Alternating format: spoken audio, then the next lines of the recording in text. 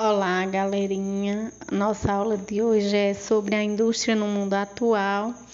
A gente vai ver sobre a distribuição dos trabalhadores entre os setores de atividades e a classificação das indústrias. A atividade industrial emprega milhões de pessoas no mundo todo e produz uma enorme diversidade de bens para satisfazer as necessidades dos consumidores.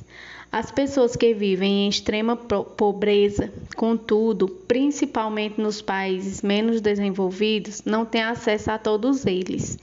Garantir acesso a bens e serviços essenciais a milhões de pessoas marginalizadas e, ao mesmo tempo, reduzir os impactos ambientais provocados pela produção e pelo consumo de bens industrializados são os grandes desafios do nosso tempo. A automação industrial tem alterado a distribuição dos trabalhadores entre os setores de atividade da economia. Quanto mais automatizadas as atividades industriais, menos pessoas estarão empregadas nesse setor da economia. Menos ainda na agropecuária, na qual a mecanização também é crescente, e mais no comércio e serviços. Essa concentração de trabalhadores nos serviços se dá não apenas em países desenvolvidos, mas também em países emergentes.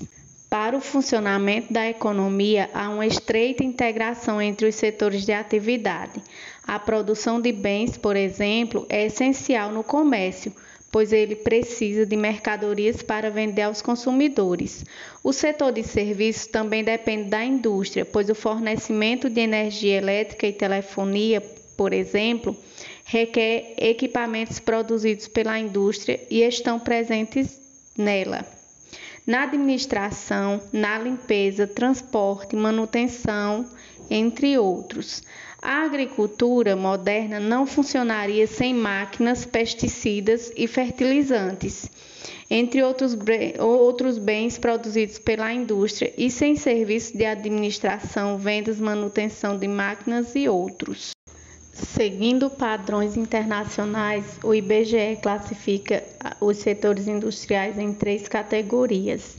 De acordo com o Instituto, as indústrias são classificadas em extrativas, que retiram da natureza fontes de energia e matérias-primas como petróleo e outros combustíveis fósseis, ferro e outros minérios.